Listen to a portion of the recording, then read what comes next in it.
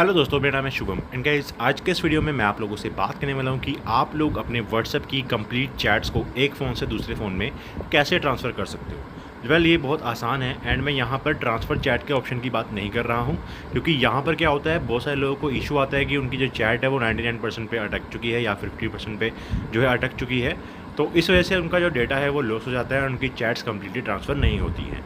तो मैं आपको बताऊंगा मैनुअल तरीका जो मैं पिछले 8-9 साल से यूज़ कर रहा हूँ, जिससे आपकी जो चैट्स है एंड जो मीडिया है वो सब ट्रांसफ़र हो जाएगा। तो इसमें क्या है कि आपको चैट के ऑप्शन में जाना है एंड यहाँ पे चैट बैकअप के ऑप्शन पे आ जाना है एंड यहाँ पे आपको चैट बैकअप का ये ऑप्शन मिलेगा, इस पर क्लिक कर दो एंड यहाँ पे आप सेलुलर वाले ऑप्शन पे क्लिक कर दो तो आपका जो बैकअप है वो मोबाइल डाटा के थ्रू यहाँ पे क्रिएट हो जाएगा। एक बार जब आपका बैकअप यहाँ पे बन जाएगा तो ये बैकअप आपके लोकल स्टोरेज में सेव होता है। इसके लिए आप लोगों को जाना है अपनी माई फाइल्स में, जहाँ पर आपका इंटरनल स्टोरेज होता है। इंटरनल स्टोरेज में जाके आपको एक फ़ोल्डर देखना है, यहाँ पे एंड्रॉइड के नाम से फ़ोल्डर होगा ये वाला, यहाँ पे वो क्लिक करना है। इसके बाद आपको मीडिया में जाना है, मीडिया में जाने के बाद आपको com.whatsapp का फ़ोल्डर मिलेगा, यहाँ पे व्हाट्सएप का फ़ोल्डर मिलेगा एंड यहाँ पे आपको डेटाबेस के अंदर जितनी भी फाइल्स हैं ये सारी आपको मिल जाएंगी।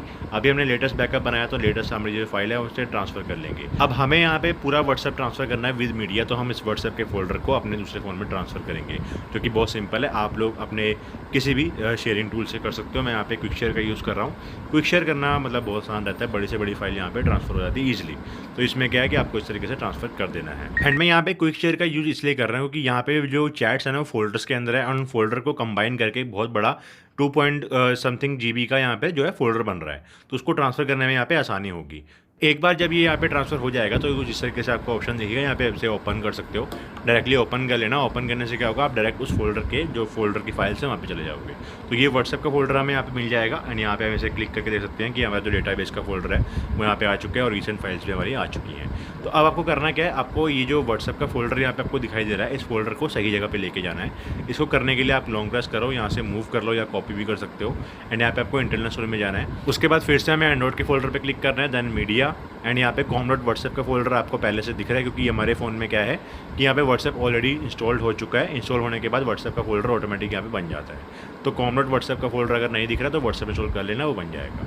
यहाँ पे व्हाट्सएप का फोल्डर मिलेगा, इसी जगह पे आपको इसे मतलब मूव कर देना है और यहाँ पे इसे रिप्लेस कर देना, ताकि हमारे जो पुराना फोल्डर जहाँ पे ऑलरेडी है वो हमारे नए वाले जिसमें डाटा है उस वाले फोल्डर से रिप्लेस हो जाए।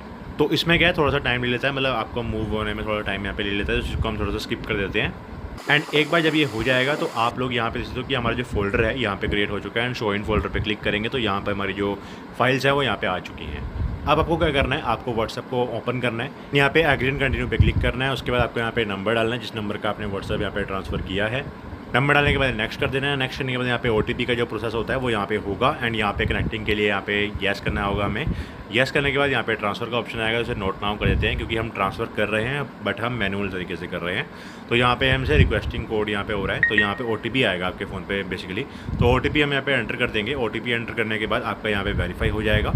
वेरीफाई के साथ अगर आपने यहाँ पर जो है अपना 2 स्टेप वेरिफिकेशन कोड लगा रखा है तो वो भी आपसे मांग सकता है।